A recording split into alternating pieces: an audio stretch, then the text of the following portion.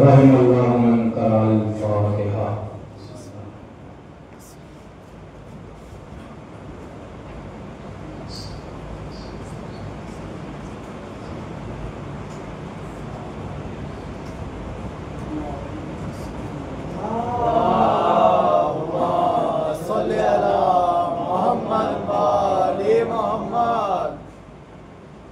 لا حول ولا قوة إلا بالله العلي العظيم.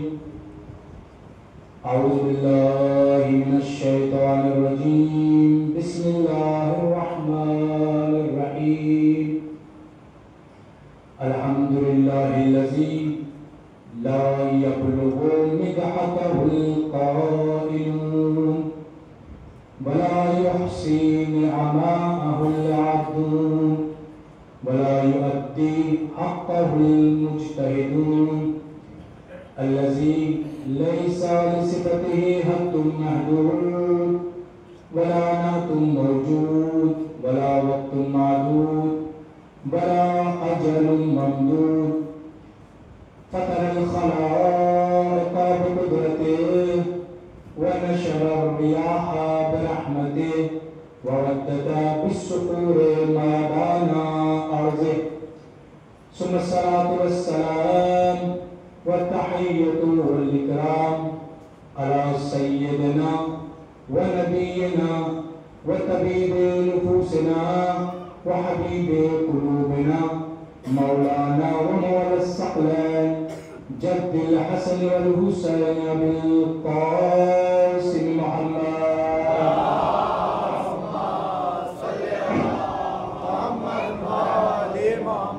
وعلى أهل بيته الطيبين الطاهرين المعصومين المظلومين المنتجبين المنتخبين ولعنة الله على أعدائهم أجمعين من ليلة هذه إلى قيام يوم الدين.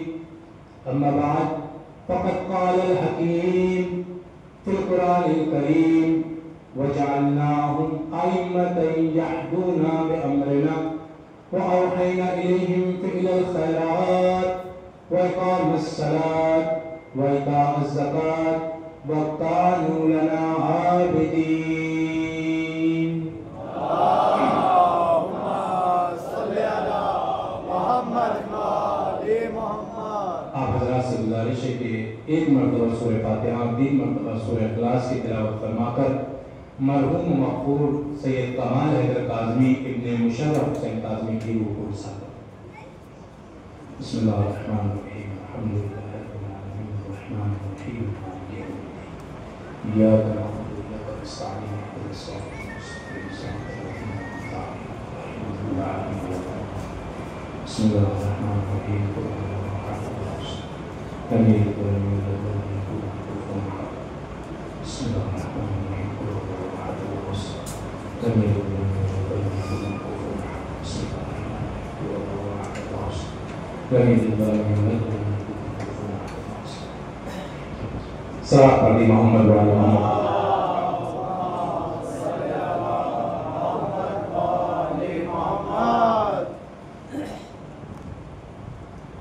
ایک حادثاتی موت اور جوان کی موت کی تصویر کی مجلس. یقیناً پوری بستی کو اس کا صدمہ ہوا ہے، لیکن قضاء و قدر الہی اور کربلا ہمیں یہ درس دیتی ہے کہ بڑے سے بڑے حادثے پر زینب اولیاء مقام کی طرح صبر کیا جائے. ہماری مصیبتیں کم، اہل بیت علیہ السلام کی مصیبتیں زیادہ. بہرحال موت ایک زندہ حقیقت ہے. موت فنا کا نام نہیں ہے، موت بقا کا نام، موت مقدمہ حیات کا نام. موت اس بات کی طرف اشارہ کرتی ہے کہ یہاں سے جو زندگی تم گزار چکے ہو وہ گزر گئی، اب ایک نئی زندگی کی شروعات ہے. جس طرح ماں کے شکم میں ایک بچہ زندہ ہوتا ہے، وہ منتقل ہو کر اس جہان میں آتا ہے، ٹھیک اسی طرح ہم اس دنیا سے اس جہان کی طرف منتقل ہوتے ہیں. موت ہمارے ہاں کوئی بری چیز نہیں. موت ایک زندہ حقیقت ہے. دنیا میں ہر انسان کسی نہ کسی چیز کو لے کر اختلاف میں ہے.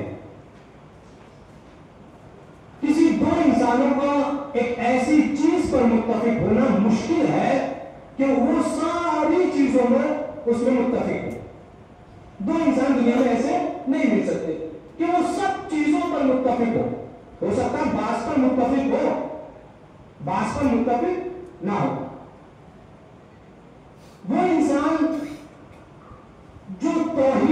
انکار کرتا ہے، وہ انسان جو رسالت کو نہیں مانتا، وہ انسان جو امامت کو نہیں مانتا، وہ انسان جو قیامت کو نہیں مانتا.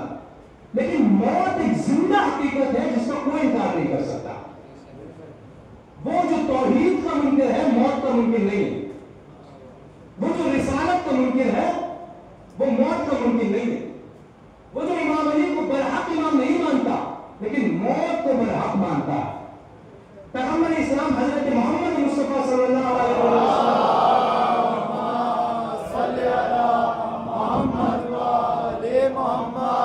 کی بڑی خوبصورت حدیث ہے کہ موت کے سلسلے میں اللہ کا رسول فرماتا ہے کہ اذکروا موتاکم بالخیر. اگر تم اپنے مردوں کو یاد کرنا چاہتے ہو، اگر تم اپنے مردوں کے لیے کوئی بزم اکٹھی کرنا چاہتے ہو، تم ان کی یاد منانا چاہتے ہو، تم ان کا تذکر اپنے ذہن میں لانا چاہتے ہو تو کیسے لاؤ؟ بالخیر، خیر کے ذریعے ان کو یاد کرو. اور قسم خدا کی شیعہ وہ واحد قوم ہے پوری دنیا میں جو ذکر محمد و آل محمد سے اپنے مردوں کو یاد کرتی ہے. اس ذکر کے علاوہ کوئی خیر نہیں ہے. یہ بہترین خیر ہے جس سے ہم اپنے مردوں کو یاد کرتے ہیں.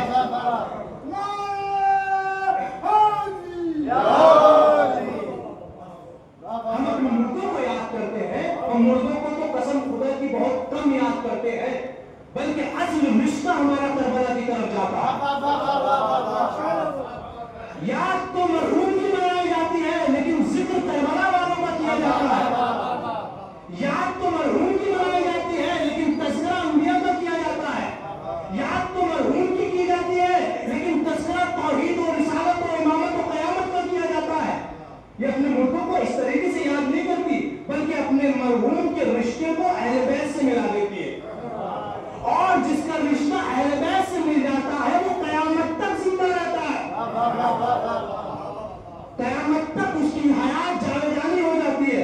پھر اللہ کا رسول فرماتا ہے کہ جس طرح تم ایک دوسرے کو ہدیے پیش کرتے ہو، گفٹ پیش کرتے ہو، تحفے دیتے ہو، اسی طرح اپنے مرحوم کو گفٹ دیا کرو، تحفے دیا کرو، ہدیہ دیا کرو. پوچھنے والے نے پوچھا یا رسول اللہ وما ہدیہ، یہ ہدیہ کیا چیز ہے جو مرحوم کو دی جائے؟ کہا نعم الہدیۃ الاستغفار.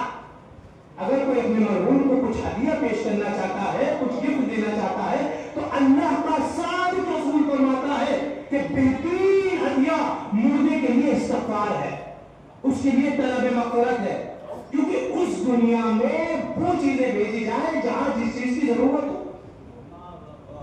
وہاں یہ مادی چیزوں کی ضرورت نہیں ہے، وہاں استغفار کی، دعا کی ضرورت ہے. اپنے مردوں کو دو. پھر امام جعفر صادق علیہ السلام فرماتے ہیں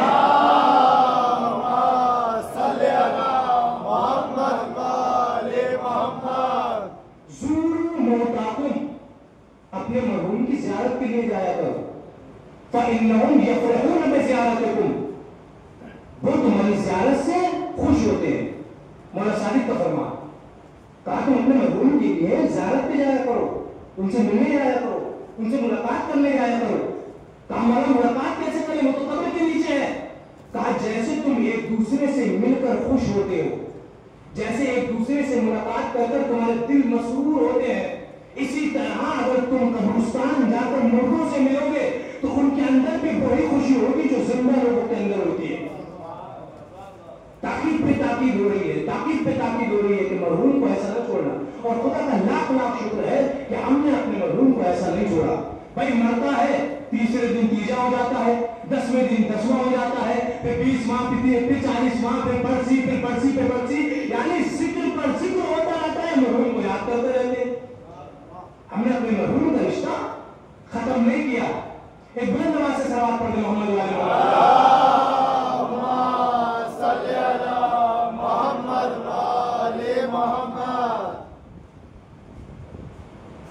اللہ نے جس آیت کا میں نے آپ کے سامنے تلاوت کا شرف حاصل کیا اس میں فرمایا کہ ائمہ کو ہم نے قرار دیا. میں اس موضوع کا امام بنانے کا کام ہمارا ہے، امام بنانے کا کام تمہارا نہیں ہے.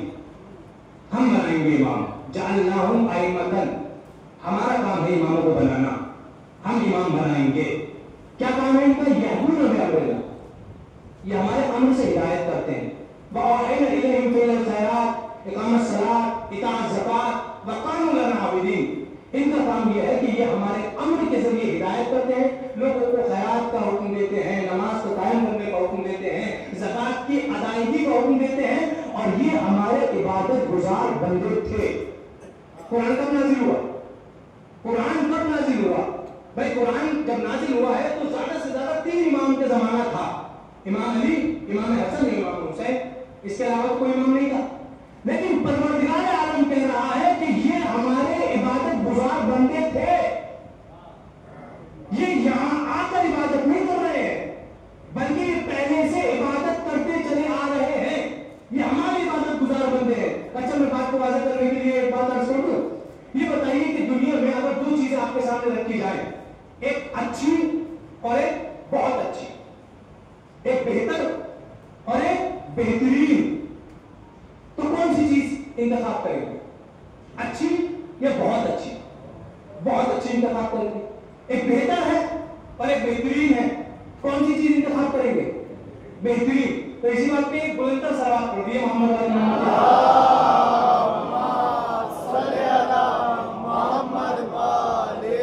آپ ایک بلند ترین سلوات پڑھ دیجیے.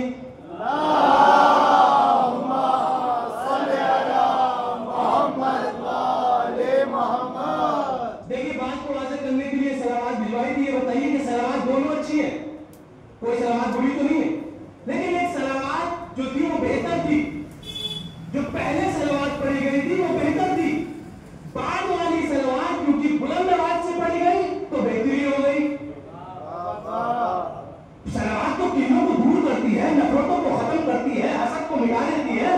تو جہاں جہاں پیغمبر نے سلوات کا حکم دیا ہے وہاں بلند آواز سے سلوات پڑھی جائے، کیونکہ یہ ایسا فعل ہے جس میں اللہ اور اس کا رسول اس میں شامل ہے. یہ سلوات ہے. یعنی انسان کے سامنے اگر 2 چیزیں رکھ دی جائیں تو پوچھا جائے کہ بہتر کو لوگ یہ بہترین کو، اچھے کو لوگ یہ بہت اچھے کو، تو ہر عقل سلیم رکھنے والا، یہ سلیم سے مراد نام سلیم نہیں ہے، عقل صالح رکھنے والا انسان یہ تقاضا اور یہ انتخاب کرے گا کہ بھائی بہترین کو انتخاب کیا جائے، بھائی بہت اچھے کو انتخاب کیا جائے. نہ میں شیعہ کی بات کر رہا، نہ سنی کی، نہ دیوبندی کی، نہ بریلوی کی، نہ حنبلی کی، نہ شافعی کی، میں عقل کی بات کر رہا ہوں. عقل یہ کہتی ہے کہ بہتر بہترین میں سے بہترین کو چنا جائے، اچھے اور اچھے بہت اچھے میں سے بہت اچھے کو چنا جائے. چلیے عقل کی بات ہو گئی، لیکن اب میں پروردگار عالم سے پوچھتا ہوں کہ شریعت کیا کہتی ہے؟ حکم شریعت کیا ہے؟ حکم قرآن کیا ہے؟ تیرا کیا فیصلہ ہے کہ کس کو انتخاب کریں؟ بھائی اللہ سے ہم کلیم اللہ کوئی ہے جو اللہ سے ڈائریکٹ بات کر لیں؟ اللہ نے کہا ہے میں نے بہت ساری باتیں پہلے سے لکھ کے رکھ دی ہیں جو مسلمانوں نے اپنے طاق میں پوشیدہ کر کے رکھ دی ہے، گلاف چڑھا کر اس کو رکھ دیا ہے. ذرا وہ کتاب کھولو جس کو قرآن کہتے ہیں. قرآن کو جب پڑھنا شروع کیا تو میں نے پہلی آیت پڑھی، بسم اللہ الرحمن الرحیم، فبشر عبادی الذین یستمعون القول فیتبعون احسنہ. اس سے پہلے آیت کا ترجمہ کروں، 2 چیزیں ہوتی ہیں، ایک ہوتی ہے حسن، قبلہ تشریف فرما ہے، ایک ہوتی ہے حسن اور عربی میں دوسری چیز ہوتی ہے احسن. احسن اپنے تفسیر کا مبالغہ ہے، یعنی اپنے تفسیر ہے احسن، یعنی کا مطلب حسن کا مطلب اچھا، جو اچھا ہوتا ہے اس کو عربی میں کہتے ہیں حسن، اور احسن بہت اچھے کو کہتے ہیں. یہ بس آخر مجلس تک یہ 2 لفظ آپ اپنے ذہن میں رکھیے گا، ایک ہو گیا حسن اور ایک ہو گیا احسن. پروردگار کون سی چیز انتخاب کرے؟ کہا قرآن کھولو، فبشر عبادی الذین یستمعون القول فیتبعون احسنہ. بھائی اے پیغمبر میرے بندوں کو بشارت دے دو. کس چیز کی بشارت؟ ان بندوں کو بشارت دے دو جو باتوں تو بہت سنتے ہیں لیکن اس میں بہترین کا انتخاب کرتے ہیں. باتیں تو بہت ان کے کانوں میں آوازیں آتی ہیں لیکن ہر بات کا اتباع نہیں کرتے، ہر بات کی پیروی نہیں کرتے. فَيَتَّبِعُونَ أَحْسَنَهُ. احسن یعنی بہترین، سب سے اچھا، بہت اچھا. بھائی ہر بات کو یقین کرنا بھی نہیں چاہیے. کوئی ایک مومن کے کان میں کوئی دوسرا شخص آ کر کہہ رہا کہ بھائی وہ شخص آپ کے بارے میں کچھ کہہ رہے تھے کہ آپ اتباع کر لیں گے، یقین مانیں گے؟ پیغمبر نے لعنت کی ہے اس شخص پر جو دوسرے کی برائی دوسرے کے کان میں جا کے کہتا. پیغمبر نے لعنت کی ہے. اسی لیے قرآن مجید میں ایک آیت مستقل آئی جس میں غیبت کی مذمت کی گئی. غیبت نہ کرنا، غیبت نفرتوں کو عروج پہ لے جاتی ہے. غیبت نہ کرنا، غیبت آپ کے دل میں حسد پیدا کر دیتی ہے.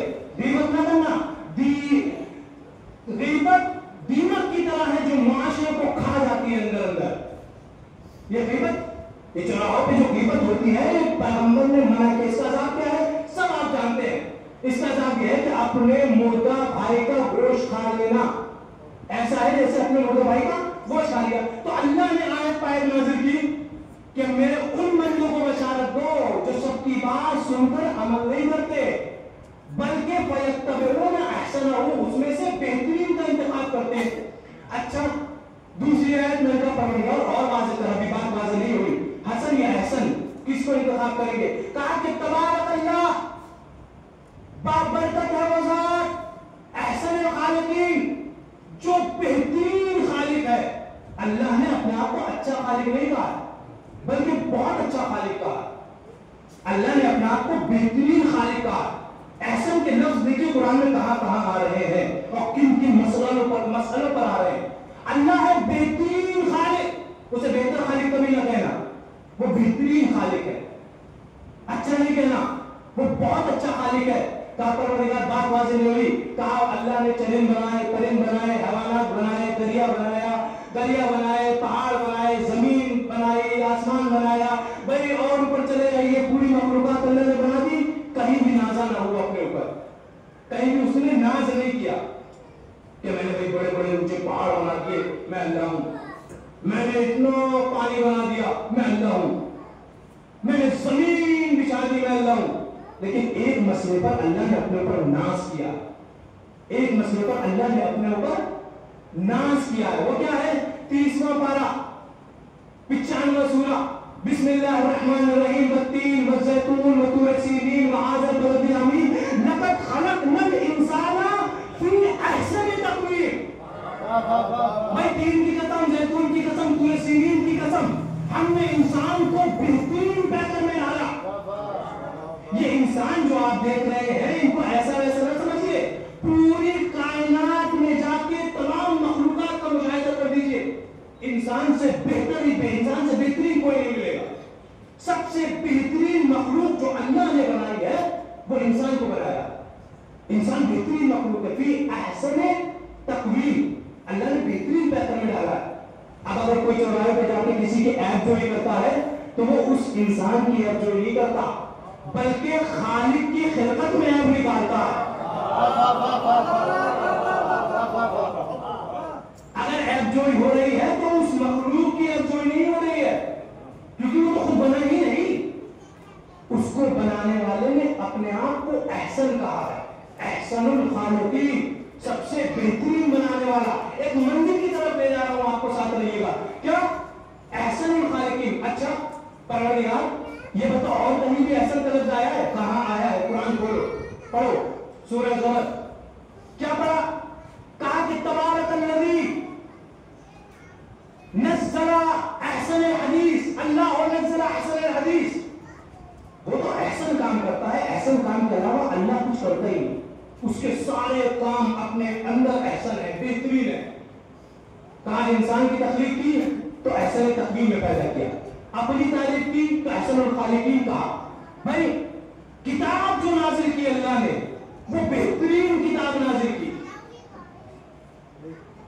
ایسی ویسی کتابوں کا مطالعہ ہم کرتے رہتے ہیں۔ اللہ کہہ رہا ہے یہ جو تمہارے ہاتھوں میں قرآن ہے، یہ جو تمہارے پاس قرآن ہے، اس کو میں نے لکھا ہے، میں بہترین خالق، اور وہ بہترین کتاب، پتہ نہیں مسلمانوں کیا ہو گیا، بہترین کتاب کو تاج پر رکھ دیا، کتاب کو پڑھنے لگے۔ بھائی قرآن ہے منبع علوم، جس چیز کا علم حاصل کرنا چاہتے ہیں وہ قرآن میں موجود ہے، اور جس کی سند خدا دے رہا ہو کہ احسن خالق نے احسن حدیث کو بھیجا ہے، یہ بہترین باتیں ہیں قرآن میں، یہ بہترین باتیں اللہ نے کی ہے قرآن میں۔ بھائی کیا کہا؟ اگر قسم خدا کی مسلمان یا پوری دنیا والے قرآن مجید کو از اول تا آخر صرف ایک مرتبہ ترجمے سے پڑھ لیں، ایک مرتبہ ترجمے سے پڑھ لیں، زندگی بدل جائے گی، خدا کی قسم، سوچ بدل جائے گی، فکر بدل جائے گی، زاویہ نظر بدل جائے گا، طریقے سوچ بدل جائے گا۔ کیوں؟ کیونکہ بھائی دیکھیں قرآن میں اللہ نے انسان کو کیا کہا ہے؟ بہترین مخلوق اگر میں نے پیدا کی ہے تو انسانوں کو پیدا کیا، صحیح ہے؟ اب آج دیکھیں معاشرے میں قرآن کی تعلیمات سے دور ہونے کا نتیجہ آپ کو بتا رہا ہوں کہ اسی اپنے وطن عزیز کشور عزیز ہندوستان میں انسانوں کے قد کو چھوٹا کر دیا, حیوانوں کے قد کو بڑھا دیا. انسانوں کے قد کو چھوٹا کر دیا. بھئی ہوا یہ ہے کہ پوری کائنات اللہ نے جو بنائی ہے وہ کسی سبب کسی ریزن سے بنائی ہے. کیا ہے وہ ریزن؟ اللہ نے کہا کہ جو کچھ پیدا کیا میں نے وہ انسان کی خدمت کے لیے پیدا کیا. میرا ہدف یہ ہے کہ انسان اس سے فائدہ اٹھائے, انسان کی خدمت کے لیے. انسان ان چیزوں کی خدمت کے لیے نہیں ہے. انسان کسی دوسری مخلوق کی, یعنی جمادات اور نباتات, ان کی خدمت کے لیے نہیں ہے, حیوانوں کی خدمت کے لیے انسان نہیں بنا, بلکہ نباتات, موجودات, حیوانات یہ بنے ہیں انسان کی خدمت کے لیے, انسان کی خدمت کے لیے. ان کا کام کیا ہے؟ ان کا کام یہ ہے کہ یہ انسان کی خدمت کرے اور انسان اس سے استفادہ کرے. توجہ کیجیے گا, انسان اس سے فائدہ اٹھائے. لیکن آپ دیکھیے کہ جن حیوانوں سے انسان فائدہ اٹھاتا ہے, قرآن کی تعلیمات سے دور رہنے کا نتیجہ یہ ہوا کہ انسان کے قد کو نیچے کر دیا گیا, حیوان کے قد کو اٹھا دیا. یعنی اگر کوئی انسان کسی حیوان کے قتل میں یا اس کے ذمہ میں ملوث ہو جائے تو بے شعور انسان اس انسان کا قتل کر دیتے ہیں اور حیوان کو محترم سمجھتے ہیں. حیوان کو محترم سمجھتے ہیں انسان سے. حالانکہ کہ اللہ نے کیا کہا, یہ تمام تر حیوانات تمہاری خدمت کے لیے ہیں, تم ان کی خدمت کے لیے نہیں ہو. یہ اشیاء تمہاری خدمت کے لیے ہیں, تم ان کی خدمت کے لیے نہیں ہو.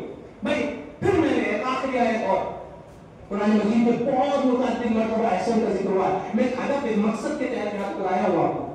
کیا پروردگار عالم نے ارشاد فرمایا کہ تبارک اللہ الذی خلق الموت والحیات لیبلوکم ایکم احسن عملا. احسن عملا, میں اللہ میری ذات بابرکت ہے, میں نے موت و حیات کو اس لیے خلق کیا ہے تاکہ میں تمہاری آزمائش کر سکوں. بہت سارے لوگ اس کا ترجمہ ایسے کرتے ہیں, لیکن ترجمے کی باریکی بھی سوچ لیے. بہت سارے ایسے کرتے ہیں تاکہ اللہ جان لے. کیا اللہ انجان ہے؟ اللہ نہیں جانتا. ترجمہ ایسے نہیں ہے کہ اللہ جان لے کہ موت و حیات کو خلق کرنے کے بعد اللہ نے اس لیے پیدا کیا ہے تاکہ وہ جان لے کہ تم میں بہتر عمل کرنے والا کون ہے. دیکھیے ترجمہ یہ ہے کہ اللہ جانتا ہے, تمہاری خلقت سے پہلے بھی اللہ جانتا تھا کہ تم کیا کرنے والے ہو. لیکن اس کا قطعی یہ مطلب نہیں ہے کہ تم سے اختیار کو سلب کر لیا ہے. اختیار سلب نہیں ہوا ہے, تم مختار ہو. کوئی آ کر یہ نہ کہتے کیونکہ اللہ جانتا تھا اس لیے میں ایسا کر رہا ہوں, کیونکہ اللہ جانتا تھا. نہیں, یہ بالکل ویسا ہی ہے. کوئی نیچے کھڑا ہے 10ویں منزل سے, کوئی بچہ نیچے گر رہا ہے تو گرنے سے پہلے وہ انسان یہ کہہ دیتا ہے کہ اگر یہ گرا تو مر جائے گا. کیا اس شخص نے جس نے نیچے کھڑے ہو کر یہ پیشن گوئی کی تھی کہ یہ مر جائے گا, کیا وہ اس کا قاتل ہے؟ قاتل نہیں ہے, کیونکہ اللہ نے کہہ دیا میں جانتا ہوں. وہ جانتا تھا کہ اس کا سبب اور مسبب کیا ہے, اس کی علت و معلوم کیا ہے. یہ گرے گا تو مر جائے گا. اللہ کیا ہے؟ عالم الغیب و شہادت, تمہاری نفسوں کو تم سے بہتر جانتا کہ تم کیا کرو. اللہ نے کہا میں نے جاننے کے لیے نہیں کیا, بلکہ لیبلوکم ایکم احسن عملا, تمہیں دیکھنا ہے کہ تم کیسے عمل کرتے ہو. آزمائش ہے انسان کی, امتحان ہے. یہ آزمائش کے تحت پروردگار عالم نے کہا اور کیا مانگا ہے؟ حسن عمل نہیں مانگا. حسن عمل کرنے والے بہت سارے موجود ہیں, بہترین عمل. اور کچھ عمل قسم خدا کی بہترین اس قدر بہترین ہوتے ہیں, اس قدر بہترین ہوتے ہیں کہ عمل تو ذرا سا ہوتا ہے لیکن اس کا ثواب بہت ہوتا ہے. عمل تو ذرا سا ہوتا ہے لیکن ثواب اس کا بہت ہوتا ہے. بھئی دنیا پروردگار عالم نے یہ دنیا بنائی ہے. ہم میں ایک مثال دے دوں آپ کے سامنے, آپ کے سکوت توڑنے کے لیے, کیونکہ میں مجلس اس طرح کا عادی نہیں ہوں کہ اس میں نعرے لگے, لیکن پھر بھی ایک سکوت آپ کا توڑنے کے لیے آپ کو مثال دے دوں. یہ میں نے ایک ضرب لگائی. قبلہ بیٹھے, عربی زبان میں کیا ہوتا ہے؟ ضرب کا مطلب مارنا ہوتا ہے. یہ میں نے ایک ضرب لگائی. کتنی دیر لگی؟ 1 سیکنڈ. 1 سیکنڈ لگتا ہے ایک ضرب لگنے میں. 1 سیکنڈ سے زیادہ ایک ضرب لگنے میں نہیں لگتا. ایک ضرب کسے کہتے ہیں؟ ضرب. توجہ عربی کے الفاظ ذہن میں رکھیے گا. ضرب یہ ہے کیا ہے؟ یہ ایک ضرب ہے. 1 سیکنڈ لگا. اب آئیے دوسرا ہو. پروردگار عالم نے مخلوقات کو پیدا کر دیا. اب یہ مخلوقات کیا کر رہی ہے؟ یہ مخلوقات اللہ کی تسبیح کر رہی ہے. ہر ہفتے سورہ جمعہ میں آپ سنتے ہیں یسبح للہ ما فی السماوات و ما فی الارض, جو بھی آسمان اور زمین میں ہے سب اللہ کی تسبیح کر رہے ہیں. کوئی سوال کرنے والا یہ سوال کر لے کہ بھائی تسبیح کر رہے ہیں تو ہمیں تو سنائی دے ہی نہیں رہا, تو آپ کو تو انسانوں کی تسبیح کی آواز نہیں آتی, یہ ذرات کی تسبیح کی آواز کیا آئیں گی, اور آ بھی جاتی ہے تو خاموشی سے نکل جاتے ہیں. ایک ذرات پڑھ دیں محمد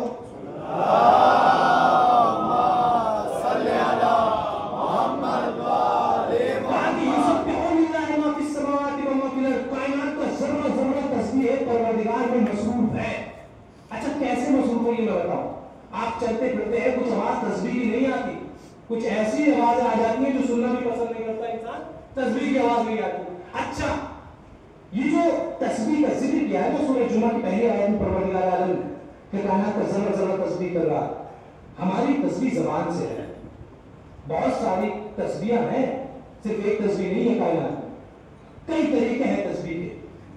بھائی یہ جو دانا آپ نے زمین میں رکھا, اس کی تسبیح یہ ہے کہ اپنے آپ کو پروان چڑھا, پھر اس میں شگاف پیدا ہو, پھر اس سے پودا نکلے, پھر اس میں شاخیں نکلے, پھر اس میں برگ نکلے, پھر اس میں پتے نکلے, پھر اس سے پھول نکلے, پھر وہ پیڑ تناور درخت بن جائے اور پھر اس سے پھل نکلے. یہ تسبیح ہے پروردگار کر رہا ہے, بڑھ رہی کا تسبیح ہے پروردگار. اگرچہ تسبیح ہے پروردگار کرتے انسان کمال کی طرف جاتا ہے, تو یہ ہر چیز جو اپنے کمال تک پہنچ رہی ہے یہ تسبیح ہے پروردگار کر کے پہنچ رہی ہے. یہ پروردگار کی تسبیح ہو رہی ہے. کائنات کا ذرہ ذرہ تسبیح کر رہا ہے. یہ آپ پانی کی روانی دیکھ رہے ہیں, یہ آوازیں پانی کی آوازیں نہیں ہے, یہ تسبیح ہے پروردگار ہے. یہ ہواؤں کی سنسناہٹ جو اپنے کانوں سے سن رہے ہیں, یہ ہواؤں کی سنسناہٹ نہیں ہے, یہ تسبیح ہے پروردگار ہے.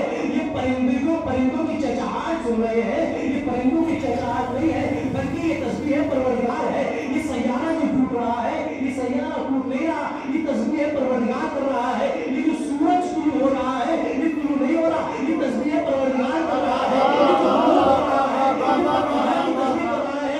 یہ جو چاند پھٹ رہا ہے یہ تسبیح پروردگار کر رہا ہے. یہ جو چاند بڑھ رہا ہے یہ تسبیح پروردگار کر رہا ہے. یہ جو زمین میں مچھلیاں ہیں, پانی میں جو مچھلیاں ہیں, یہ تسبیح پروردگار کر رہی ہے. ارے پوری کائنات تسبیح پروردگار کر رہی ہے. اب انبیاء میں آ جائیے, یہ انبیاء تسبیح پروردگار کر رہے ہیں, یہ آدم تسبیح پروردگار کر رہے ہیں. بھائی ایک ایک نبی کا نام نہیں لے سکتا. یہ شیش تسبیح پروردگار کر رہے ہیں, یہ یحییٰ تسبیح پروردگار کر رہے ہیں, یہ نوح تسبیح پروردگار کر رہے ہیں. اور ایک ایک نبی کی عمر ہے 950 برس, 950 سال کے نبی گزرے ہیں. بھائی پوری زندگی تسبیح کر رہے ہیں. کتنے نبی, 1,24,000 انبیاء یہ تسبیح کر رہے ہیں. آسمان میں جو تارے ہیں وہ تسبیح کر رہے ہیں. پھر ملکی وے آتا ہے, پھر بلیکسکوپ آتا ہے, پھر گلیکسی آتی ہے, اس میں جو مخلوقات ہے وہ تسبیح پروردگار کر رہے ہیں. الغرض یہ کہ زمین اور آسمان اور اس کے ماوراء الطبیعہ میں رہنے والے مخلوقات سب خداوند عالم کی تسبیح کر رہے ہیں. میں نے ذکر کیا تھا اس کو کیا کہتے ہیں, ضربہ. اب ایک طرف پوری کائنات کی عبادتیں ہیں, ایک طرف ایک ضربت ہے. اللہ کا صادق رسول کہہ رہا ہے ضربت علی یوم الخندق.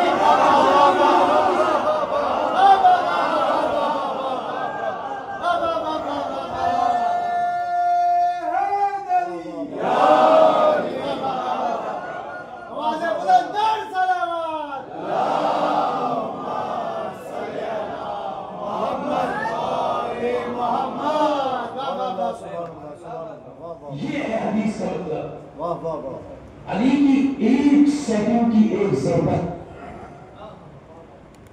ایک بات ثقلین کی عبادتوں سے زیادہ افضل ہے. کیوں, کیا وجہ ہے؟ ایک سیکنڈ کی بات ثقلین کی عبادتوں سے افضل. ابھی جو سیارے موجود ہیں جہاں جہاں عبادتیں ہو رہی ہیں نا, اس کا ذکر نہیں کیا. اور ایسا نہیں ہے کہ جو عبادتیں ہو چکی, پیغمبر اسلام جب اسلام لے کر آئے تھے, جنگ خندق ہوئی تھی, جنگ خندق میں جملہ اللہ کے رسول نے فرمایا تھا کہ ضربت علی یوم الخندق افضل من عبادت الثقلین. اس ثقلین کی عبادت سے افضل ہے. تو اس کی دو رخ ہوتے ہیں. پہلا رخ یہ یہ ہوتا ہے کہ جو عبادتیں ہو گئی اس سے افضل، پھر آنے والے لوگ جو عبادت کر رہے ہیں، ہم جو عبادت کر رہے ہیں اس سے افضل نہیں ہے۔ اللہ کے رسول نے دوسری حدیث میں فرمایا یہ مت سوچنا کہ جو عبادتیں ہو چکی ہیں بلکہ کائنات تک جتنی عبادتیں ہوتی رہیں گی، جتنی عبادتیں بروز قیامت ہوتی رہیں گی، ان سب عبادتوں سے افضل علی کی ایک ضربت ہے، علی کی ایک ضربت۔ اچھا اس کا ریزن کیا، وجہ کیا؟ یہ کیا ہو گیا؟ علی نے تو بڑی جنگیں لڑی ہیں، علی نے تو بڑے مار کے فتح کیے ہیں، بہت جنگیں لڑی ہیں۔ کسی ضربت کے بارے میں حضرت رسول نے نہیں فرمایا کہ علی کی ایک ضربت ثقلین کی عبادت سے افضل ہے۔ یہ ایک ضربت میں کیا خاصیت ہے، کیا وجہ ہے، کیا ریزن ہے، کیا کر دیا حضرت علی نے اس میدان میں؟ بہت ساری وجہ علماء نے لکھی، میں ایک ایک وجہ آپ حضرات کی خدمت میں عرض کروں۔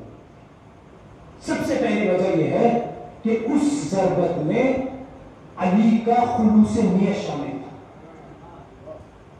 آپ سنتے ہیں کہ حضرت علی اس کے سینے پر چڑھے تھے، اس نے بدتمیزی کی، اتر آئے، اگر اسی حالت میں اس کو قتل کر دیتے تو یہ نفس شامل ہو جاتا۔ علی نہیں چاہتے تھے وہ جو غصہ آ رہا ہے، جو نفسانی غصہ آتا ہے، وہ شامل ہو جاتا اس کے قتل میں۔ علی ولی اٹھے، فاصلہ کیا، پھر دوبارہ جنگ شروع کی۔ اب جو ضربت علی نے ماری، پیغمبر اس ضربت کو علی نے یوم الخندق کے افضل میں بات خلوص سے لیا۔ پہلی وجہ عمل چھوٹا ہو کوئی بات نہیں، عمل کم ہو کوئی بات نہیں، عمل کا معیار دیکھا جاتا ہے، مقدار نہیں دیکھی جاتی، عمل کی کوانٹٹی نہیں دیکھی جاتی، عمل کی کوالٹی دیکھی جاتی ہے۔ پوری رات بندہ مصلی عبادت پر کھڑا رہے، اگر نیت صاف نہ ہو تو نماز منہ پر مار دی جائے گی۔ لیکن مولا صادق فرماتے ہیں کہ 2 رکعت نماز، صرف 2 رکعت نماز انسان کی اگر قبول ہو جائے، نہ یہ بات صرف قبول ہو جائے تو جنت میں لے جانے کے لیے وہ 2 رکعت نماز کافی ہے۔ یہ 2 رکعت نماز خلوص نیت کے ساتھ کافی۔ اچھا دوسری وجہ کیا ہے کہ ایک ضربت عبادت الثقلین سے زیادہ افضل ہو گئی، 1 سیکنڈ کی عبادت ہزاروں صدیوں سالوں سے زیادہ افضل، کتنا بڑا بڑا آدمی گزرا۔ کہا کہ دوسری وجہ یہ ہے کہ اس کے لیے جنگ خندق کو سمجھنا پڑے گا کہ جنگ خندق ہے کیا چیز۔ جنگ خندق کا دوسرا نام ہے جنگ احزاب، یعنی حزب کہتے ہیں لشکر کو اور احزاب کہتے ہیں بہت سارے لشکر کو۔ جب جنگ احد میں مسلمان ایک جنگ میں غالب آئے، دوسری احد میں مغلوب ہو گئے، بہت زخمی ہوئے مسلمان۔ اس کے بعد جنگ خندق، جنگ خندق میں کفار مشرکین یہودیوں نے سب نے مل کر یہ ارادہ کیا کہ اب اسلام کا خاتمہ کرنا ہی کرنا ہے، مٹا دیں گے اسلام کو، مار دیں گے محمد کو۔ کتنا لشکر جمع کیا، اطراف سے ادھر سے 10,000 لوگ جمع ہوئے، اور مدینے میں کتنے لوگ ہیں؟ 3,000۔ کہاں 10,000 کا لشکر اور کہاں 3,000 کا لشکر۔ سب مسلمان گھبرائے ہوئے، مسلمان بے چین تھے، کہا کہ اس سب اکٹھا ہو کر آ رہے ہیں، یا رسول اللہ کیا کریں گے؟ تو اب اصحاب میں مشورے شروع ہوئے کہ کیا کیا جائے۔ سلمان المنا اہل بیت کی سند پانے والا سلمان فارسی اٹھا، کہا یا رسول اللہ ایک مشورہ میرا قبول کر لیجیے، دیکھ لیجیے اگر لائق قبول۔ کہا کیا بولا؟ خندق کھود دیجیے، اس سے سب ایک ساتھ نہیں آ سکتے، اطراف میں، شہر کے اطراف میں خندق کھود دی جائے، بڑے بڑے گڈھے کر دیے جائیں تاکہ مشرکین ایک ساتھ ہم پہ حملہ نہ کریں۔ لیکن اس میں ایک شخص ایسا تھا جس کا نام تھا عمرو بن ابوا، یہ اتنا بہادر تھا، تاریخ میں لکھا ہے کہ 1,000 لوگوں سے اکیلا مقابلہ کرتا تھا، 1,000 لوگوں کے لیے کافی تھا۔ ایک جنگ میں اس کی ڈھال ٹوٹ گئی، اس نے اونٹ کو اٹھایا اور اس کو اپنی ڈھال بنا دیا، اتنا طاقتور۔ پہلا انسان جو مسلمانوں کے لیے آیا، مسلمانوں کے خلاف آیا اور اپنے گھوڑے کو پھیلا کر خندق کو پار کر کے خیموں کے پاس آ کے للکارتا کہ اے محمد تمہارے لشکر میں کوئی ہے جو مجھ سے مقابلہ کر سکے؟ اللہ کے رسول نے مسلمانوں کی طرف دیکھا اور دیکھنے کے بعد سارے مسلمان سہمے ہوئے تھے، گھبرائے ہوئے تھے، حتیٰ نظر سے نظر نہیں ملا رہے۔ حضرت علی کھڑے ہوئے، کہا انا یا رسول اللہ۔ پیغمبر نے کہا کہ بیٹھ جاؤ۔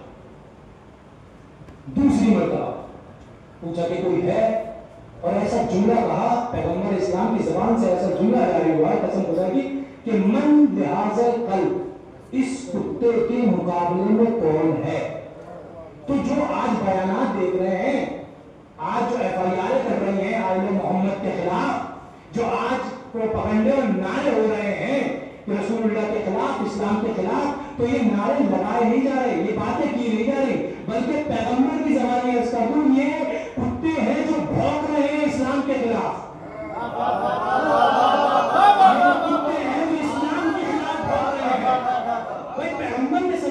جو اسلام کے خلاف اپنی آواز نکالے، اسلام کے خلاف بولے، وہ بول نہیں رہا، وہ بھونک رہا ہے۔ من لحاظ القلب، اس کتے کے مقابلے میں کون ہے؟ پھر علی کھڑے، مسلمان میں امید ہو چکے، علی گئے، مجھے جنگ خندق نہیں پڑھی۔ اب جب علی جا رہے ہیں تو پیغمبر نے ایک اور جملہ فرمایا، قد برز الایمان کلہ الی الشرک کلہ اور الی الکفر کلہ، دونوں طرح سے، کہ کل کفر کے مقابلے میں، کل شرک کے مقابلے میں کل ایمان جا رہا ہے۔ یہ علی نہیں جا رہے بلکہ یہ کل ایمان جا رہا ہے۔ کیوں کل ایمان جا رہا ہے یا رسول اللہ؟ کہا یہاں سے فیصلہ ہو جائے، یا اسلام مٹ جائے گا یا اسلام غالب آ جائے گا۔ یہ آر پار کی جنگ تھی، سب والے کو لے کر یہ آر پار کی جنگ تھی۔ اب جب حضرت علی علیہ السلام گئے تو پیغمبر نے کہا قد برز الایمان کلہ الی الشرک کلہ الی الکفر کلہ، کہ کل کفر کے مقابلے میں کل ایمان جا رہا ہے۔ اور حضرت علی نے ایک ہی بار میں امر بن عبدالوہاب کو قتل کیا۔ مسئلہ یہ ہے کہ یہ ضربت اس لیے مہم ہے کیونکہ کل ایمان اور کل کفر کی جنگ تھی۔ وہ جس کے بھروسے 10,000 کا لشکر آیا تھا نا، وہ جب عمر بن عبدالوہاب کو قتل ہوتے ہوئے دیکھا، پورا پسپا ہو گیا، واپس چلا گیا۔ اور مورخوں نے یہ بھی لکھا کہ اس کے بعد پھر مشرکین اور کفار میں یہ ہمت نہ ہوئی کہ مسلمانوں کی طرف آنکھ اٹھا کر بھی دیکھ سکے۔ یہاں سے اسلام غالب آنا شروع ہو گیا، یہاں سے اسلام کا غلبہ ہو گیا، یہاں سے ان لوگوں کو مغلوب کر دیا۔ اس لیے اس ضربت اتنی اہم تھی۔ صلوات علی محمد والے اللہم صلی علی محمد وآل محمد۔ حضرت علی علیہ السلام نے جنگ لڑی، جیت گئے۔ جنگ کا اصول یہ ہوتا تھا کہ جو سامنے میں مد مقابل میں شخص آتا تھا، اس کی زرہ، اس کی تلوار، اس کا گھوڑا لے لیا جاتا تھا، جو قتل کرتا تھا وہ لے لیا جاتا تھا، اس کو ہماری غنیمت کہا جاتا تھا۔ جب عمر بن عبدالوہاب کی بہن کو پتہ چلا کہ اس کا بھائی قتل ہو گیا، وہ رامج گیا تھا لشکر میں، قیامت آ گئی تھی کہ یہ مر گئے تو ہمارا کیا حال ہوگا، یہ چل گئے تو اب ہمارا کیا حال ہوگا۔ اس کی بہن آئی اور جنازہ کو دیکھ کر کہتی ہے کہ اس کا قاتل کون ہے، کس نے قتل کیا ہے؟ کہا کہ علی ابن ابی طالب نے قتل کیا ہے۔ تو اس کی زبان پہ ایک جملہ آتا کہ واقعاً کسی کریم نے قتل کیا ہے۔ کیوں؟ کیونکہ اس کے بدن پر جو زرہ تھی وہ بڑی قیمتی زرہ تھی، جو روپوں کی قطاریں فقیروں کو دے دے وہ اس زرہ کے پیچھے جائے گا۔ پوری زرہ چھوڑ کے چلے آئے، تلوار چھوڑ کے چلے آئے، گھوڑا چھوڑ کے چلے آئے۔ کہا کہ میں پوری زندگی روتی اپنے بھائی کے اوپر، لیکن کیونکہ اسے کسی کریم نے قتل کیا ہے، اسے کسی کریم نے قتل کیا ہے۔ ارے پتا چلا کہ کس نے قتل کیا ہے؟ کہا ابو طالب جو سردار مکہ ہیں ان کے بیٹے علی نے قتل کیا ہے۔ کہا کہ اب میں اپنے بھائی پر رونے نہیں، کیوں؟ کیونکہ میرا بھائی بہت بہادر تھا، میرا بھائی بہت جانباز تھا، لیکن علی اس سے بھی جانباز نکلے،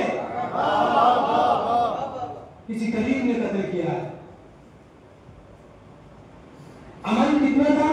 مختصر سا، لیکن جزا بڑی. بس عزیزان گرامی اگر عمل کم ہو تو یہ نہ سوچیے کہ اگر جزا بھی کم ہے. خلوص نیت کا خالص ہونا عمل میں شرط ہے. اگر کہیں تولد میں بتاشے بھی بڑھ رہے ہیں نا تو ہو سکتا ہے اس بریانی سے بہتر ہو جو پوری بستی کو کھلائی جا رہی ہو. اور ہو سکتا ہے کیوں عمل مختصر سمجھ کر اس کو مختصر نہ سمجھیے گا. عمل تو چھوٹا ہے. آپ کو حدیث کا ایک سنا دوں.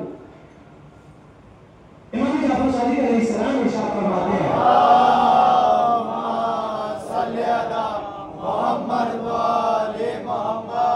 مولا صادق فرماتے ہیں کہ اگر میں ایک طرف 2 رکعت نماز پڑھوں اور ایک طرف 70 رکعت نماز پڑھوں. کون فرما رہا ہے؟ امام صادق. ایک طرف 2 رکعت نماز پڑھوں اور ایک طرف 70 رکعت نماز پڑھوں اور 70 رکعت نماز پڑھنے کے بعد میں تسبیح حضرت فاطمہ زہرا نہ پڑھوں اور 2 رکعت نماز پڑھنے کے بعد میں تسبیح حضرت فاطمہ زہرا پڑھ لوں تو خدا کی قسم یہ 2 رکعت نماز 70 رکعت نماز سے افضل ہے جس کے بعد تسبیح نہ پڑھے گا. عمل کی اہمیت ہے, مقدار کی اہمیت نہیں ہے, معیار کی اہمیت ہے. اچھا اسی لیے آپ نے بہت ساری حدیثیں سنی ہوں گی من بقا اور ابقا اور تباقا علی الحسین وجبت له الجنہ. یہ حدیث صحیح حدیث ہے. اس حدیث میں کچھ نہیں ہے جو حسین پر روئے رلائے یا رونے جیسا منہ بنائے اس پہ جنت واجب ہو جاتی ہے. عمل چھوٹا ہے جزا بڑی ہے. اگر وہ بخشنے والا ہے, وہ عطا کرنے والا ہے, وہ رحمان ہے, وہ رحیم ہے, اس کے خزانے میں کمی کوئی ہے. الگ بات ہے شرطوں کے ساتھ ہے, وہ الگ بات شرطوں کے ساتھ. دوسری چیز جو شخص امام حسین علیہ السلام کی زیارت کے لیے 1 مرتبہ چلا جائے اس کا ثواب 90 حج مقبول سے زیادہ ہے. 90 حج مقبول. زیارت کے لیے کتنا خرچ ہوگا؟ 1 لاکھ 1,10,000. حج کے لیے کتنا خرچ ہوگا؟ مقدار مہم نہیں ہے, کوالٹی ہے, معیار مہم ہے. کہا کہ جو 1 مرتبہ زیارت کر لیتا ہے امام حسین علیہ السلام کی 90 حج مقبول سے زیادہ اس کا ثواب ہے. راوی نے کہا 90. اب پیغمبر جو ہے وہ تعداد کو بڑھاتے رہتے ہیں 500 200 300 1000 پھر 1000 کے بعد عمرے پہ آ گئے, پھر 1000 عمروں سے زیادہ افضل ہے. پھر اس کے بعد شہدائے بدر کے کو لے آئے کہ بھائی جو بدر میں شہید ہوا ہے اس سے زیادہ افضل ہے. کس کی اہمیت؟ ظاہر امام حسین علیہ السلام. عمل تو چھوٹا سا ہے لیکن جزا بڑی. تو عزیزان گرامی جو کام ہو وہ خلوص نیت کے ساتھ تب بارگاہ الہی میں وہ قبول, تب اللہ اس پہ قبولیت کی سند لگاتا ہے. ایک بلند سوال پڑھ دیں محمد وارث صلی اللہ محمد وآل محمد. امام زین العابدین علیہ السلام مصلی عبادت پر تشریف فرما. عمل کی اہمیت کیا ہے؟ مصلی عبادت پر تشریف فرما کے اپنے بیٹے امام محمد باقر سے بہت کچھ پڑھنا کا چھوڑ رہا وسیع روایت. اس کے بعد ربط مسائل کہا کہ بیٹا باقر ذرا میرے دادا علی کا وہ صحیفہ لے کر آنا کہ جس صحیفے میں علی کی عبادتیں سخت ہے. امام باقر صحیفہ لے گیا. صحیفہ امام علی, صحیفہ حضرت فاطمہ زہرا, یہ صحیفے ہماری روایتوں میں پائے جاتے ہیں. بہت مفصل صحیفے. صحیفہ لے کر آئے, دیکھتے رہتے ہیں علی کی عبادت کو اور اپنی طرف دیکھتے ہیں. علی کی عبادتوں کو دیکھتے رہتے ہیں اور اپنی عبادتوں کو دیکھتے رہتے ہیں. صحیفے کو بند کر دیتے ہیں.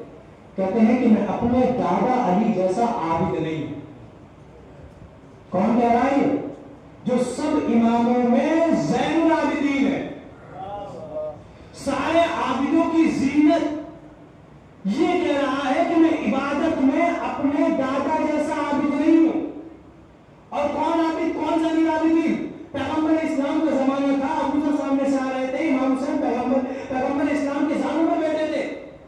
اللہ کے رسول نے ابو ذر سے کہا کہ ابو ذر جانتے ہو یہ کون ہے؟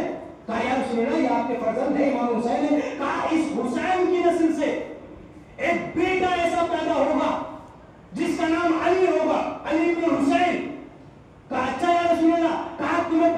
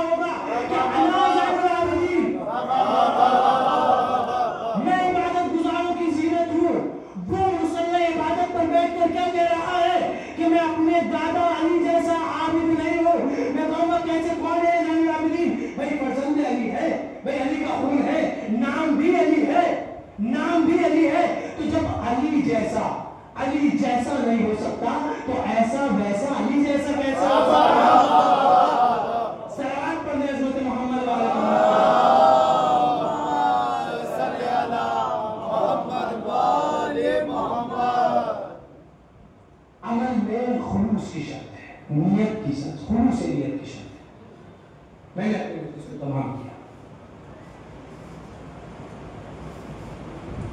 عبادت کا معیار اہل بیت کا یہ تھا کہ اس گھر کے مرد تو مرد، اس گھر کی خواتین کا عبادت میں کوئی مس نہیں. امام حسن علیہ السلام روایت کرتے ہیں، فرماتے ہیں کہ میں رات میں اٹھا اور اٹھ کر میں نے اپنی ماں کو دیکھا جو مصلی عبادت پہ کھڑی، کبھی نماز پڑھتی تھی، کبھی بیٹھ جاتی تھی، کبھی قرآن کی تلاوت کرتی تھی، کبھی اپنے دونوں ہاتھوں کو اٹھا کر دعا کرتی تھی کہ پروردگار، نام لے لے کر شیعوں کا دعا کرتی تھی کہ پروردگار اس کو بخش دے، پروردگار اس کو معاف کر دے، استغفار کرتی تھی اپنے شیعوں کے لیے. امام حسن فرماتے ہیں کہ میں نے دیکھا اپنی ماں کو مصلی عبادت پر کہ اتنی عبادت کی تھی میری ماں نے کہ حتیٰ تتورم قدمہا، کہ عبادت کی وجہ سے آپ کے پیروں میں برم آ چکا تھا، عبادت کی وجہ سے. جس کی عبادت کا یہ معیار ہے،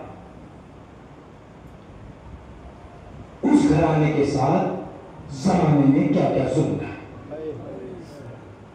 جو دوسروں کی مغفرت کے لیے دعا کر رہی ہے، اس کی اولاد کے ساتھ کربلا کے میدان میں امت نے کیا کیا. عزیزانو، امام حسین علیہ السلام گھوڑے پر سوار تھے اور کربلا کی طرف جا رہے تھے.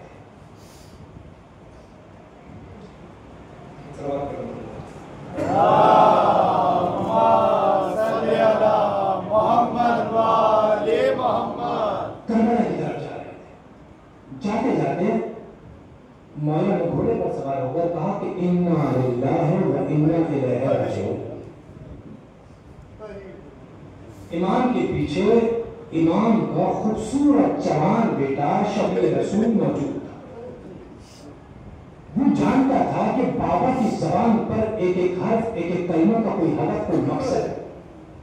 کہا بابا اس وقت انا للہ و انا الیہ راجعون کا کیا مطلب ہے؟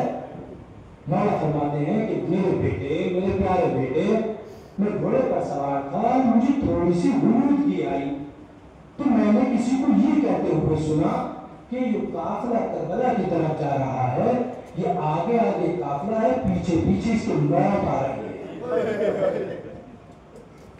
جوان بیٹے نے جب موت کا نام سنا تو کہا بابا افلسنا الحق، کیا ہم حق پر نہیں ہیں؟ مولا فرماتے ہیں بیٹا اگر آج کوئی حق پر ہے تو میں اور میرے ساتھی حق پر ہیں. پھر جوان بیٹا کہتا ہے کہ بابا جب ہم حق پر ہیں تو وقعت علینا اور وقعت موت علینا، تو پھر کیا کرنا، موت ہم پہ آ پڑے یا ہم موت پہ آ پڑے، ہم حق پر تو ہیں. امام حسین علیہ السلام کربلا کی طرف روانہ.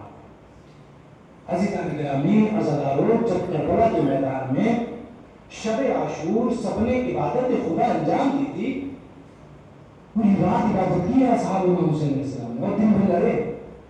امام حسین علیہ السلام راتوں میں عبادت کرتے تھے اور دن بھی لڑتے تھے. خستگی باعث نہ ہو کہ نماز قضا ہو جائے، یہ تھکان باعث نہ ہو کہ اللہ کی عبادت سے دور ہو جائے. کیا حسین کی طرح کوئی خستہ ہو سکتا ہے؟ کیا حسین کی طرح کوئی تھک سکتا ہے؟ کیا حسین لاشوں پر لاشیں اٹھا کر نماز کے لیے کھڑے نہیں ہوئے؟ حسین لاشوں پر لاشیں لا رہے ہیں اور نماز اپنے ٹائم پر پڑھ رہے ہیں. عزیزانو، جب شب عاشور گزر گئی اور فجر کا وقت ہوا تو ایک مرتبہ میرے مولا حسین نے اپنے بڑے بیٹے کو آواز دی کہ میرے بیٹے علی اکبر ذرا آزان دو، آج آزان تم دو. علی اکبر نے آزان دینا شروع کی تو خیموں میں قرآن مچ گیا. شبیہ رسول آزان دے رہا ہے، ایک جوان کی موت ہے نا، جوان کی موت کا صدمہ گھر والے سب سے زیادہ محسوس کرتے ہیں. جس گھر میں جوان موت ہوتی ہے وہ احساس کرتے ہیں کہ موت کا کیا مطلب ہے.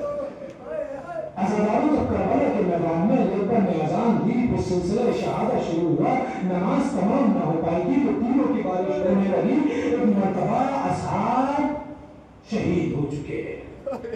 روایت میں ہے کہ اول من خرج من بنی ہاشم فهو علی اکبر، بنی ہاشم میں سب سے پہلے اگر کوئی جنگ کے لیے گیا ہے تو وہ حسین کا جوان بیٹا علی اکبر گیا۔ جب بابا سے اجازت مانگی ہے نا تو امام حسین نے ایک مرتبہ بھی حضرت پر نہیں روکا ہے۔ روایتوں میں ہے قسم خدا کی مقتل ہے، سب سے پہلے علی اکبر کو اجازت دی ہے اور کیا کہا تقدم ولدی، میرے بیٹے جاؤ رائے خطرہ میں جاؤ۔ اب علی اکبر ہیں جو کربلا کے میدان میں جاتے ہیں، لیکن باپ ہے نا، بوڑھا باپ ہے، جوان بیٹا ہے، اب علی اکبر آگے آگے چلتے ہیں، پیچھے سے کچھ آہٹوں کی آواز آتی ہے۔ مرتبہ جب اکبر نے پیچھے پیچھے مڑ کر دیکھا تو کیا دیکھا؟ بوڑھا باپ آ رہا ہے۔ ایک مرتبہ گھوڑے سے اترے، باپ کو اٹھایا، کہا بابا آپ نے تو اجازت دے دی، کہا بیٹا جب تک جانا مڑ مڑ کے دیکھتے جانا، جوان بیٹا ہے جب تک جانا مڑ مڑ کر دیکھتے جانا۔ اب علی اکبر جاتے ہیں، خوب جنگ لڑی علی کے خون میں، اب جنگ کرتے جاتے ہیں، دشمنوں کو واسطے جہنم کرتے جاتے ہیں، لیکن علی کا شیر، حسین کا شیر کتنا لڑتا۔ ایک مرتبہ پیاس کا غلبہ ہوا، باپ کی خدمت میں واپس آئے، کہا بابا اگر کچھ مانگوں گا تو دے دو گے بیٹا ماں۔ ایک مرتبہ علی اکبر کہتے ہیں بابا بابا پیاس مارے ڈالتی ہے۔ ایک مرتبہ حسین نے دائیں دیکھا، بائیں دیکھا، کچھ نظر نہیں آیا، کہا جوان بیٹے نے پہلی مرتبہ خواہش کی، حسین کچھ دے نہ سکا، اپنی انگوٹھی کو اتارا، علی اکبر کے دھیان میں رکھا، کہا بیٹا جاؤ اب تمہیں نانا رکھو سب سے ساتھ۔ بس علی اکبر سمجھ گئے کہ اب واپس نہیں آنا ہے۔ علی اکبر جنگ لڑتے جاتے ہیں، لیکن حسین کا شیر کتنی جنگ لڑتا۔ ایک مرتبہ غصہ ہوا نیزہ علی اکبر کے سینے میں لگا، ارے نیزہ علی اکبر کے سینے میں نہیں تھا، ایک بوڑھے باپ کے سینے میں۔ ایک مرتبہ آواز دی بابا رسول نے مجھے سیراب کر دیا، رسول اللہ نے مجھے سیراب کر دیا۔ ایک مرتبہ مولوی لکھتے ہیں کہ یہ جملہ علی اکبر نے کیوں کہا، علی اکبر نے یہ کیوں کہا کہ رسول اللہ نے سیراب کر دیا، کیونکہ جب علی اکبر اجازت مانگنے گئے تھے اور ایک مرتبہ چل کر دوبارہ حسین کے پاس آئے تھے اور حسین سے پانی مانگا تھا، تو جب حسین سے پانی مانگا حسین کی آنکھوں سے اشک جاری تھے۔ کبھی حسین علی اکبر سے اپنے چہرے کو ادھر کرتے ہیں، کبھی ادھر کرتے ہیں، لیکن باپ بیٹا سمجھ گیا کہ اب بیٹا یہ سمجھانا چاہتا ہے کہ بابا آپ نے جو جملہ کہا تھا کہ آپ اپنے نانا سے سیراب ہو گئے، بابا مجھے نانا نے سیراب کر دیا، اب حسین ہے، مجھے نہیں پتا مقتل میں نہیں لکھا کہ حسین کیسے پہنچے ہیں، لیکن حسین کو کچھ دیر لگی، علی اکبر تک پہنچنے میں۔ خدا کسی باپ کو ایسا راستہ نہ دکھائے جیسا حسین نے کربلا کے میدان میں دیکھا۔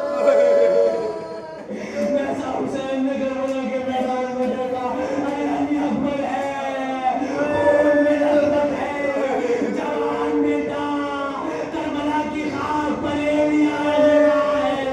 ایک مرتبہ حسین نے جوان بیٹے کو دیکھا، ایک مرتبہ اپنے آپ کو دیکھا، آواز دی بنی ہاشم کے جوان کا لاشا بوڑھے باپ سے نہ اٹھ سکے گا، آؤ میری مدد کرو۔ انا للہ و انا الیہ راجعون، رضا بقضائہ و تسلیما لامرہ۔ آپ حضرات سے گزارش ہے کہ ایک مرتبہ سورہ فاتحہ 3 مرتبہ سورہ اخلاص کی تلاوت فرما کر مرحوم مغفور سید کمال حیدر کاظمی ابن مشرف حسین کاظمی کی روح کو ارسال۔